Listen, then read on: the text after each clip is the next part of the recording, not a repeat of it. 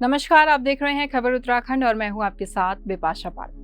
यूं तो पूरी दुनिया ही प्लास्टिक के कचरे से परेशान है और ये प्लास्टिक अब उत्तराखंड के शहरी इलाकों में ही नहीं बल्कि गांव-गांव में भी प्रवेश कर गया है, जो कि एक गंभीर विषय है। जाहिर तौर पर पहाड़ी इलाकों में कचरा पहुंचना कोई अच्छा संकेत नहीं।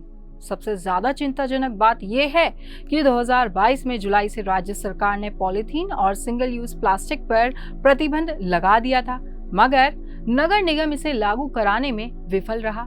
शुरुआती 2-4 दिन निगम ने दिखावे की कार्रवाई तो की, लेकिन व्यापारियों के दबाव में अभियान के कदम थम गए।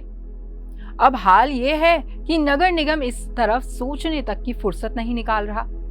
नतीजा, राजधानी देहरादून में पॉलीथीन का धड़ल्ले से उपयोग हो रहा है। शहर के प्रमुख पर्यटक स्थल सहस्त्रधारा, गुच्चू पानी और टपकेश्वर से लेकर मसूरी तक इससे अछूता नहीं। चलिए अब बात करते हैं उत्तराखंड सरकार की कार्य योजना की। प्लास्टिक वेस्ट मैनेजमेंट एक्ट 2013 में दी गई व्यवस्थाओं के तहत गांव में प्लास्टिक निस्तारण नहीं हो पा रहा था। इसको देखते हुए उत्तराखंड सरकार ने कार्य योजना तैयार कर ली है, जिसके तहत उत्तराखंड के 7,791 ग्राम पंचायतों को प्लास्टिक मुक्त किया जाएगा। इतना ही नहीं, इसे धरातल पर उतारने की कार्रवाई भी शुरू हो गई है। बता दें कि कार्य योजना में त्रिस्तरीय पंचायतों की मदद से हर घर से प्लास्टिक कूड़ा उठाने से लेकर उसके निपटारे तक की कार्रवाई की जाएगी। इस काम के लिए केंद्र सरकार की ओर से 15वें वित्त आयोग की टाइड निधि में धन की व्यवस्था की गई है। दरअसल प्रदेश में Uttarakhand plastic waste management act 2013 लागू है। गांव-गांव में प्लास्टिक पहुंच चुका है, लेकिन एक्ट में दी गई व्यवस्थाओं के तहत गांव में इसका निस्तारण नहीं हो पा रहा था।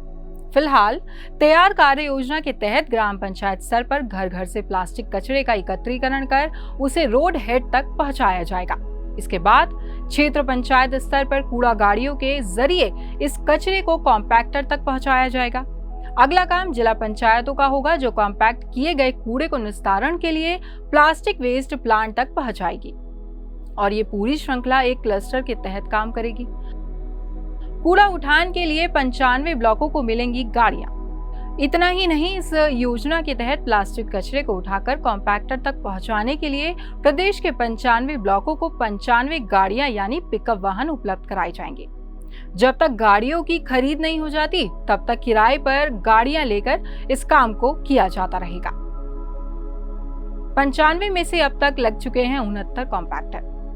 इस योजना के तहत उत्तराखंड के सभी 95 ब्लॉक कॉम्पैक्टर लगाए जाने हैं और अभी तक 69 ब्लॉकों में कॉम्पैक्टर लग चुके हैं। गाड़ियों की खरीद से शासन से वित्तीय अनुमति भी मिल चुकी है। इसके अलावा बताया ये भी जा रहा है कि हरिद्वार में बंद पड़े रिसाइकलिंग प्लांट को भी दोबारा शुरू कर दिया गया है, जहां कॉम्पैक्टर किए गए प्लास्टिक कूड़े का निस्तारण किया जाएगा।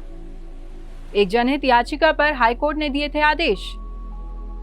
वर्ष 2022 में सामाजिक कार्यकर्ता की एक जनहित याचिका पर उत्तराखंड हाईकोर्ट ने उत्तराखंड सरकार को गांव को प्लास्टिक से मुक्त बनाने के निर्देश दिए थे। इसके साथ ही इस संबंध में उठाए गए कदमों की जानकारी शपथ पत्र के माध्यम से कोर्ट को बताने के भी निर्देश दिए थे। इसके तहत 19 मई को निदेशक पंचायती राज हाईकोर्ट में उपस्थित होकर शपथ पत्र दाखिल करेंगे। अब उत्तराखंड के ग्राम पंचायतों को प्लास्टिक मुक्त कैसे किया जाए, इसकी पूरी कार्य योजना तो तैयार कर ली गई है।